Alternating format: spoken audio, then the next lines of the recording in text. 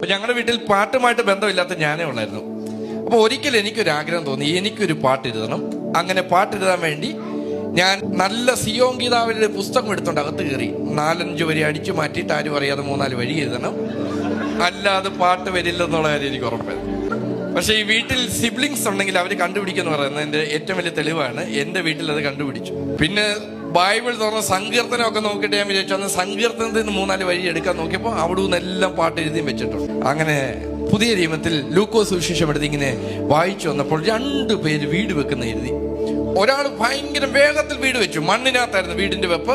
അതുകൊണ്ട് യുദ്ധകാല അടിസ്ഥാനത്തിൽ അതിന്റെ പെരകൂതാശ അതിന്റെ അകത്ത് കയറുമ്പോൾ അപ്പുറത്തൊരു പുള്ളി ഇങ്ങനെ കിളച്ചുകൊണ്ടിരിക്കുക. ചിലരുടെ ഒക്കും ചിലരുടെ കാര്യം ഒക്കില്ലെന്ന് പറഞ്ഞതിലോട്ട് പുള്ളി പാറയുടെ പുറത്ത് ഇങ്ങനെ കിളച്ച്, ചിലരുടെ കാര്യം വൈകുക, ഭയങ്കര സ്പീഡ് ചിലരുടെ കാര്യം നടക്കുന്നു, പക്ഷെ ചിലരുടെ കാര്യം വൈകുന്നു. പക്ഷെ വൈകിയാലും പണി തീർന്നു, ഗ്രഹത്തിന്റെ പണി തീർന്നു. കുറച്ചു കഴിഞ്ഞപ്പോൾ വലിയൊരു കാറ്റടിച്ചു. കാറ്റത്ത് വേഗത്തിൽ വന്നത് ചിലതൊക്കെ നിലംപരിചായപ്പോൾ ദൈവം സ്ഥാപിച്ചതിനെ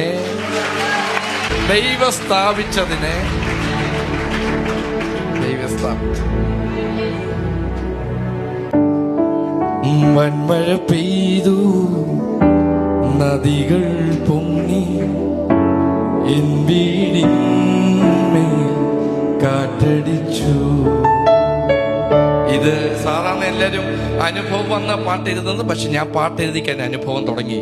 എൻ്റെ അമ്മ കിടപ്പായി, കണ്ണു കുഴിഞ്ഞു, കിഡ്നിക്ക് 2 കംപ്ലൈന്റ്, പുറകിൽ തേയ്മാനം, തലമുടി മൊത്തം പോയി മൊട്ടച്ചയായി, 70 കിലോയിൽ നിന്ന് 40 കിലോ ആയി. എൻ്റെ അമ്മ ഒരു കട്ടിലിന്റെ മൂലയ്ക്ക് കയറി കിടക്കാൻ തുടങ്ങി.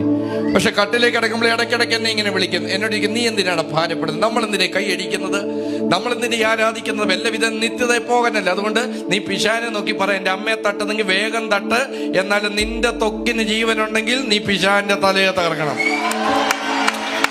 അല്ല, ഞാൻ കിടപ്പായത് കൊണ്ട് നീ മിനിസ്റ്റർ നിർത്താനല്ല പറഞ്ഞത്, ഞാൻ കിടപ്പായാലും നിന്റെ ശുശ്രൂഷ നീ ചെയ്യണം. എൻ്റെ അമ്മയുടെ കട്ടിലിന്റെ ചോട്ടിൽ നിന്ന് തിരുവചനം എടുത്താണ് ഞാൻ ബൈബിൾ കോളേജിൽ പോകുന്നത്.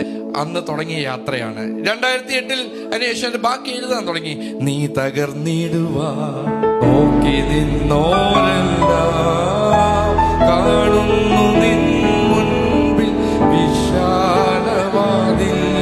ഓ യഹോവ നിനക്കായി കരുതിയ വഴികൾ നീ പോലും അറിയാതെന്നും. നീ തകരാൻ നോക്കുന്നവർ കാണും നിന്റെ മുമ്പിൽ വിശാലവാതിൽ.